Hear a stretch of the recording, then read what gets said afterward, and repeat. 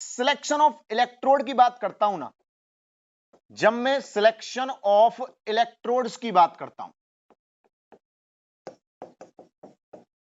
तब मैं कहता हूं कि सबसे पहली बात तो किसी भी सेल में कोई भी जो इलेक्ट्रोड सिलेक्ट किया जाता है ना, बेसिकली सेल में ही इलेक्ट्रोड्स क्या किए जाएंगे भाई, सिलेक्ट किए जाएंगे। और अगर सेल में इलेक्ट्रोड्स सेलेक्ट किए जाएंगे तो मैंने दो टाइप के सेल पढ़े थे। पहला मैंने सेल पढ़ा था कौन सा रे, जिसे मैंने इलेक्ट्रोकेमिकल सेल बोला था, ठीक है भाई, या मैंने इसको क्या बोला था रे, गैल्वेनिक सेल बोला था। क्या बोला था रे, गैल्वेनिक सेल बोला था, या मैंने इसको वोल्टेक सेल बोला था। ठीक है भाई, मैंने कल इन सेल की चर्चा करी थी। लेकिन मैंने इसी एग्जांपल के थ्रू मैंने कल एग्जांपल थ्रू बताया था कि मैं जिंक को एनोड लेता हूं और किसको, कॉपर को मैं कैथोड लेता हूं। तो मैंने क्या कहा, मैंने कहा कि अगर कभी भी आपको इलेक्ट्रोकेमिकल सेल बोलूं, इसको दूसरी फॉर्म में आज हम चर्चा करने वाले हैं फुल सेल के रूप में, ठीक है ना। तो अब इसके केस में आपको क्या ध्यान रखना है कि इलेक्ट्रोकेमिकल सेल में the selection criteria of electrodes is not on the basis of their polarity और चार्ज। ऐसा कोई क्राइटेरिया नहीं है भाई, क्लियर आ रही ना ये। देखिए, जो सिलेक्शन क्राइटेरिया इलेक्ट्रोड्स में, वो कोई भी चार्ज या पोलरिटी नहीं है, वो कोई भी चार्ज या पोलरिटी के बेस पे मैंने ऐसा नहीं कहा था, मैंने ऐसा नहीं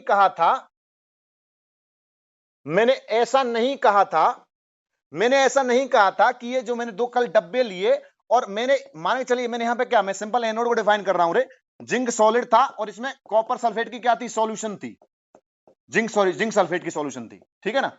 और इसमें क्या था, कॉपर का डिब्बा था, कॉपर का इलेक्ट्रोड था, और कॉपर इस डिब्बे में कौन थी, इस डिब्बे में कॉपर सल्फेट की क्या थी, सॉल्यूशन थी। लेकिन याद करो कल मैंने एक ट्रिक बताई थी, RRCP। आर मतलब राइट में, ठीक है, आर मतलब रिडक्शन, सी मतलब कैथोड, ठीक है भाई, और पी मतलब पॉजिटिव,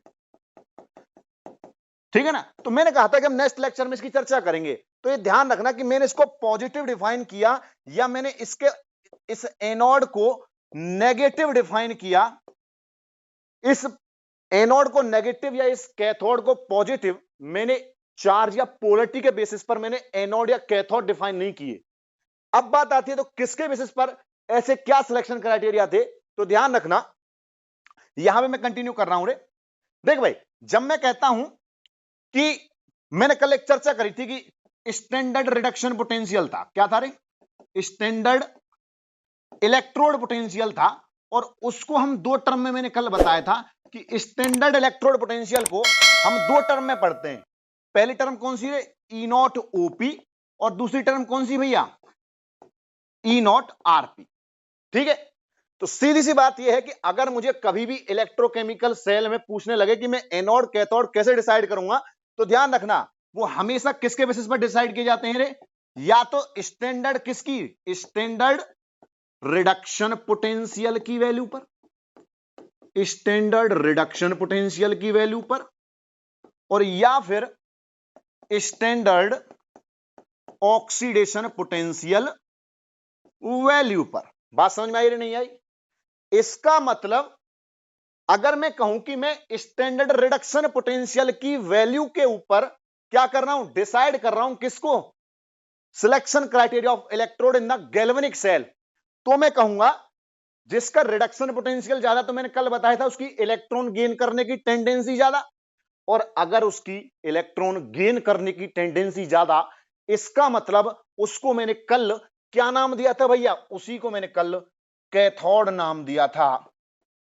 और यही कहानी कल यहां पे हो भी रही थी कि कॉपर 2 पॉजिटिव दो इलेक्ट्रॉन खा के कॉपर सॉलिड में जाता था, और यही कहानी यहां पे हो भी रही थी कि जिंक सॉलिड दो इलेक्ट्रॉन निकालता था जिनको ये कॉपर खाता था। इसी प्रोसेस को मैंने एनोड पे डिफाइन किया था, और इसी प्रोसेस को मैंने कैथोड पे डिफाइन किया था।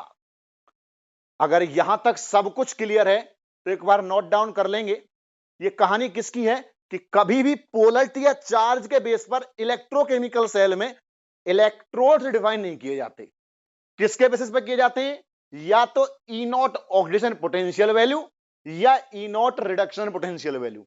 मतलब कि ई नॉट कौन सा है? तो सेल पोटेंशियल ही, लेकिन स्टैंडर्ड कंडीशंस पे क्या है? सेल पोटेंशियल है। नोट डाउन कर लें भाई,